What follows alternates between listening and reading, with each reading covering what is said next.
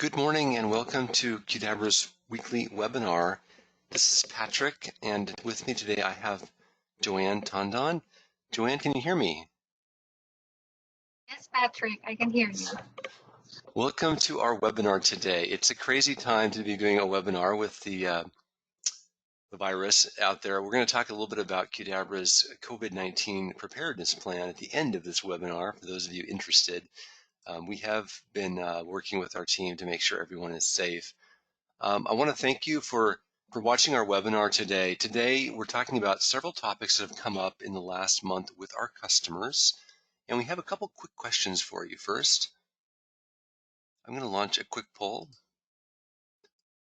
and this first poll is really asking whether you have, let's see if I can read this or not. Yes, it looks like if you have forms that are published to multiple sites, like let's say you have clients and you have you want to use the same form for multiple clients, then this first technique with images is really interesting because it allows you to use one form with multiple subsites. But the technique itself, images, you can actually use without that. You don't have to have multiple subsites. So it's a cool technique even without the subsites. The second question we have, and it looks like most of you said yes to that. The second question we have is about smartphones. So we have users that are using their smartphones more now, and we're going to show a new technique to make it easier to log in with your smartphone externally. And it looks like most of you, all of you, actually have users with smartphones. That's kind of a stupid question. So thank you for answering those questions. So today, and Joanne, you can see my screen again, right? Yes, I can see your screen. Great. So we're going to talk about three things, actually, two in general. We're going to talk about how to add an image to your form that dynamically changes based on where it's opened from. So your form is one form used on multiple subsites, and those subsites then have images on them. So the form is going to load the image from the subsite. That's the first technique. The second technique we're going to show is how you can make your form available to external users on their smartphone devices, and they can use their last name and the last four digits of their phone number to authenticate, so they don't have to type in a password. And that's really a great technique for a number of reasons. So the first technique is dynamic images, and what you'll see in Joanne's demo here in a minute is that we have a form that looks good in the smartphone, as you can see with the images here. The form is going to first authenticate the user using SMS text or Authy. So they have an option. They can either install the application, the Authy app, and generate a number on their cell phone, or they can just use text. And they can have the form send a text code to their phone. And in order to look up that person's information, we require that they enter their last name and the last four of their phone number. Now, I'm going to actually show how the sign up works, and then Joanne's going to show after signing up how it works because she's going to actually be filling out the form. So this dynamic image technique, you can see in the upper left-hand corner of the images here. There's a Qdabra logo and there's a Forms Viewer logo. Oops, sorry about that. So those two images are dynamic, and we'll show in the main form as well the images are dynamic. The benefit, once again, is there's multiple sites. If you got multiple sites, you want to use the same form for all of them and not have to, to reduce your maintenance cost. That's useful. The technique is a little bit interesting because you can't just use a link to an image. You actually have to use an XML file. And the reason for that is when you're accessing a link externally on 365, which is where we're going to demo it today. We're going to demo it on Office 365. That's SharePoint Online. When you're accessing that link externally, there's some permission issues with it. So in other words, people can't access images if they're just documents. You have to actually encode it as an XML file first, which is easy to do, and then the form can access it. So we'll show that technique. And the second technique then is going to be this link technique, which is to give your users a link that they can use to fill out a form. And here you see an image of a link that's sent to somebody on their smartphone. Now with SharePoint Online, as you know, these links can be very long. URLs are not Microsoft, when they created 365, they decided to put everything in URL. And so we're kind of stuck with that model in terms of our forms. So there's a very long link here, and there are ways to make it smaller. So don't, if this is freaking me out because the link is so long, don't let that be a concern right now, because there are a couple ways to make it look better in the browser. But the link is useful if people don't have access, and like we'll show in this final technique, they'll be using their last name, their phone number, the last four of their phone number, and then we text them a number to verify who they are, to authenticate. Now, this last technique is the one I just mentioned. So without any further ado, Joanne, I'd like to switch to you for the demo. Okay. Should I share my screen? Yep, I'm just trying to actually switch to you. I'm sorry about the delay. Okay. But making you presenter. All right. Thank you. Okay, you should have the baton. Go for it. Okay. So I'm showing the expense report sample form in design mode. And as you can see, most forms are making use of a static image for the logo. But in this example, I'm using a dynamic form logic to query the form logo. And this same form is deployed in two different sites called Qdabra and Forms Viewer. So I deployed the form to the Forms Viewer app in the Qdabra site, in both sites. So if I open the Forms Viewer app in the Qdabra site, go to Manage Templates, open the form here,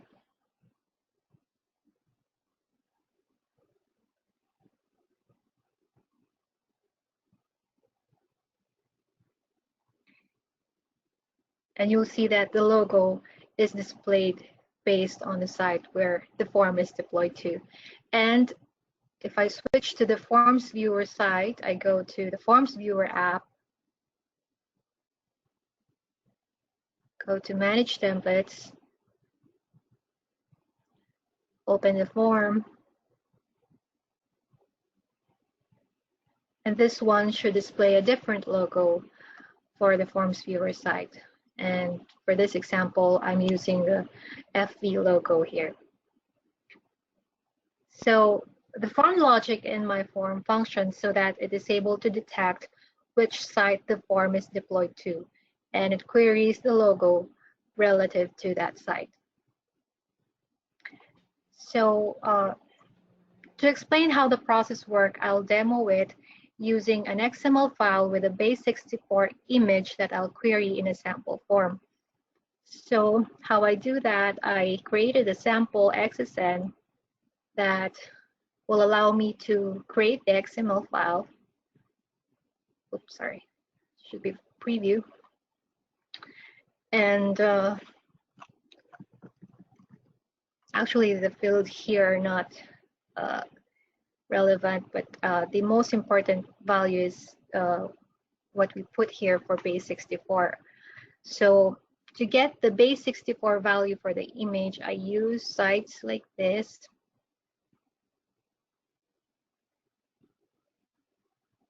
For conversion to base64, I upload my logo and convert to base64. I copy the base64 text and I paste it here. And then I save this as XML file.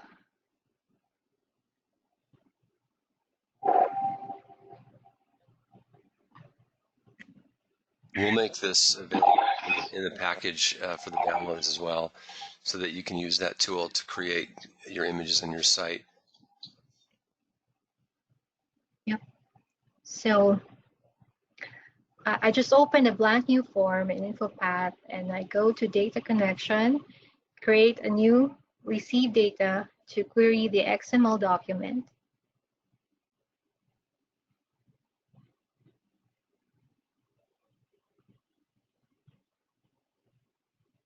Okay, I format the header or placing my logo, and as you can see, if I drag this field here, it is not obviously recognized as a picture field because it is just plain text.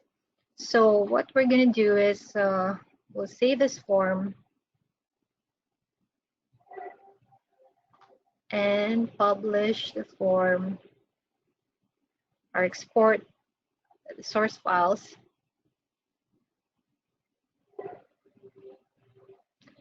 And inside the source folder, find the XSD file for the XML data connection and edit it in a notepad editor. Okay, so find the element for the field. In this example, I'm using the field image base64 and replace the type from XSD colon string to XSD base64 binary. And let's resave the XSD file and reopen the manifest in design mode.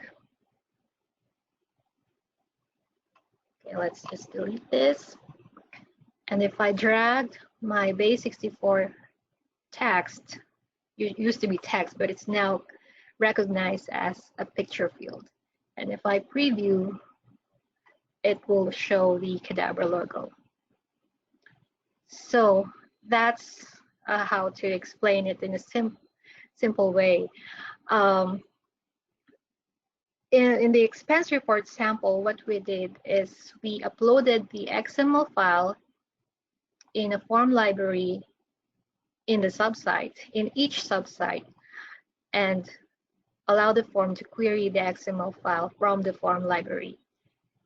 And then in the form, there are also rules running in unfinished loading to change the connections of that XML data connection. So that is why it is dynamically querying the logo based on where the form is deployed. So you've got the form actually uploaded to two different forms viewer sites, but you could have it in one parent site, opening it from the child site, right? It doesn't. In other words, it's going to check where it's open from, right, as opposed to where the forms viewer is, because you don't necessarily need to have the form in two forms viewer locations. You could just have one forms viewer location in the parent, right? They could open it from the child, and it would still work, right? Yeah. Mm-hmm. So that's probably just two different scenarios there. One is what Joanne showed, is having the form actually uploaded to two different subsites in forms viewer on those subsites. And of course, to be a little bit better about maintenance, you'd want to do it on the parent site, and then you just upload it once. You wouldn't have it in separate subsites, but either way will work because it is dynamic. So you're using the same XSN in both subsites if you publish it that way. Okay, Joanne, sorry. Okay.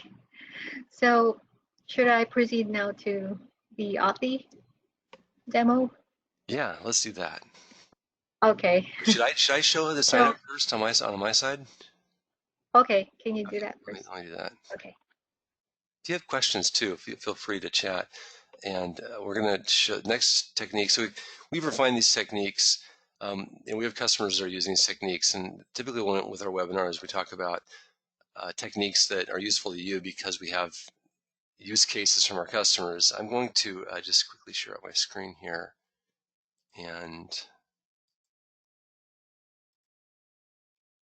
hopefully you can see my screen now. So, Joanne, can you see my screen?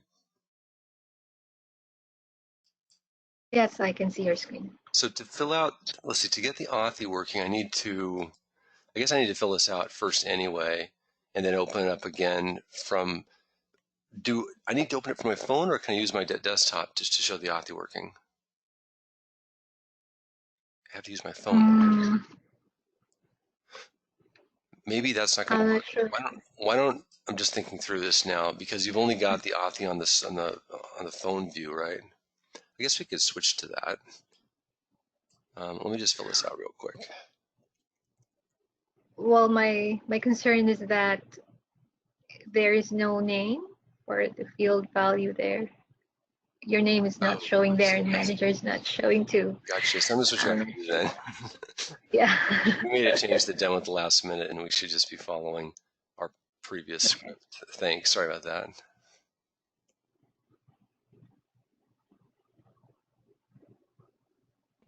Can you share out, John? Oh, okay. Great. So I'll do it.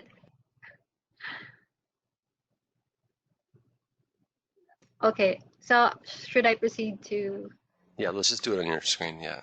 And then if we on have my time, we can talk about the very first to scenario sign up? where they sign up. Yeah, the sign up is very similar. If you've used our Authy technique before, the sign up is very similar. You enter your name once and your cell phone number, and you get a code texted to you, and then it has you signed up.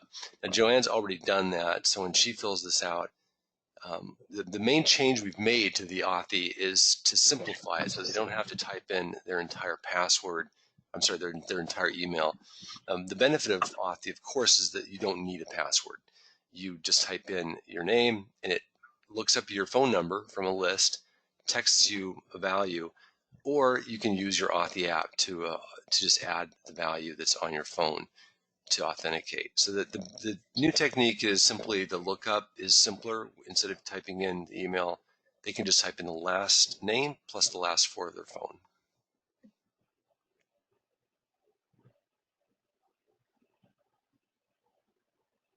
Hopefully you can see my screen.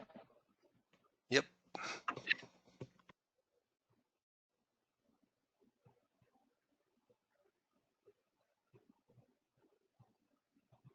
Okay, just submitting the form here.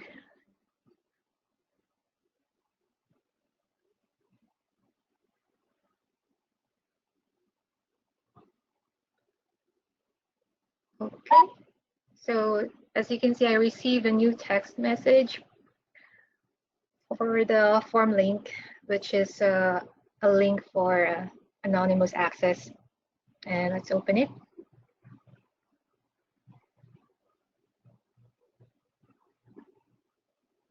And I'm actually opening it as the manager of the form, so I can approve the form. Okay, so here's the dynamic logo, and I will enter my last name. I'm already registered in the users list. So last name plus the last four digits of my registered mobile number. Log in. Okay. Now Authy just popped up and I will get the code from Authy. I will copy it. For some reasons, it's just black. It's not showing Security. Authy for Security. security purpose. Yeah. So I will paste the code here and verify. There you go. So I can access the form even if I'm not logged into the SharePoint site. So it's one of the cool features of Forms Viewer. And I can approve this. The form looks really good too on your phone. Yeah. So while waiting for that to approve, I'm going to the expense report library. And we'll show you that. The form here should change status to approve as well.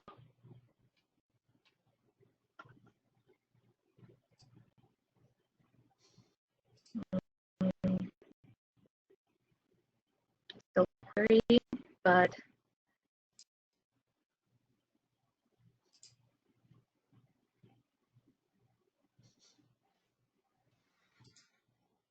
okay. So the form is now approved.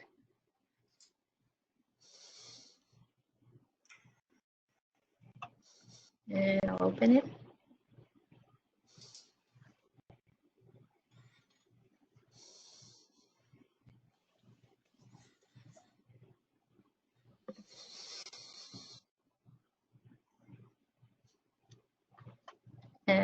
showing form status approved. So the way to get Authy in your form is to uh, get the XTP and add it as control, custom control. So when you have the Authy XTP in your added as custom control in your info path, then you can add it in your form. And basically, the XTP comes with full instructions on how to configure it. And we're also including this XTP in the package. Great. And we updated the forms that go with it so that the last name plus the 4 are Yeah. okay. Great. We'll Mm-hmm. make those available and send those to you afterwards. That's great. So this makes it a lot easier then to add it to your forms because you've just done all the work for them. They just add it and then just configure it, right? Mm-hmm. Yes. Thank you so much, Joanna. This is wonderful. I'm going to switch to my screen because we're running out of time, and I want to quickly talk about our COVID-19 preparedness at Qdabra. Joanna, let me know when you can see my screen again. Yes, I can see. So if you have questions, please add those to the chat window or the questions. We make this FormZero technology available to you as a replacement for InfoPath. We're still using the InfoPath Designer, but we are working very hard to get the designer done for the Forms Designer, which will be the second piece of the Qdabra Forms package. We have Forms Viewer and we're going to have Forms Designer. We actually have already done a lot of work on the Forms Designer, but we're trying to finish the Canvas editing this year for you, and we're making good progress on that. In the meantime, you're still using InfoPath Designer. Microsoft will support that until 2026. So FormZero is our new technology that has a lot of different features with 365 and with mobile phones. But in addition, it supports all of the native features you're used to in InfoPath. Qdabra is prepared for the virus. We actually were relatively. So my story is that the week of January 17th, my wife made me aware of the virus, and we had travel plans, so we postponed those travel plans, and then we started working with the team, the Qdabra team, on January 30th was the first time I sent out an email to them, as basically telling people to stock up and start social distancing at home. And since then, we've been increasing that preparedness. So we have actually, as a virtual company, we don't have to go outside. We can stay home and work. Everybody here works at home, so that's good. That reduces our risk. Our number one priority is to protect our resources, and our number two priority is to help our customers through this difficult time. And then the third priority, of course, is to do so without causing a lot of alarm. We're taking action. We're not causing alarm. So, rather than panic, we're preparing. And so we did this early on. I'm happy to say that all of the families of all of the resources have had their conversations, and everyone's in agreement with this plan to basically reduce exposure by self-isolating at home. So that's how we're doing it. We gave all of our resources a special bonus to stock up on supplies, so everyone is well stocked, and it's going to be a very challenging time for everyone to get through this pandemic, but we just wanted to share with you that we are prepared and we're happy to work with you. I have been self-quarantined myself in Seattle for over 5 weeks now. In fact, we started self-quarantining on February 2nd, and we did not know that the outbreak would be 4 miles from where we live. That was a stunning irony in the preparedness plan. We did not expect the outbreak to be so close to where we actually live here in Seattle, but it affects everyone across the world. We're seeing outbreaks now everywhere, pretty much. Manila, Osaka, and we have resources in both of those locations, along with Seattle. So just wanted to share with you our preparedness, and I hope you all, wish you all luck and with your plans and your preparedness as well. Thank you very much for being here today. We look forward to sending you out that package. If you have any questions or you need help with the package, please let us know. And I want to also send out a big thank you to Joanne for getting all of this done. Without her help on this webinar this week, we would not have been able to do it. These are some very cool techniques that customers are actually using right now. We can help you use them. Just let us know. Thank you, Joanne. Welcome. Have a great day, everyone. We'll talk to you soon. Bye, everyone.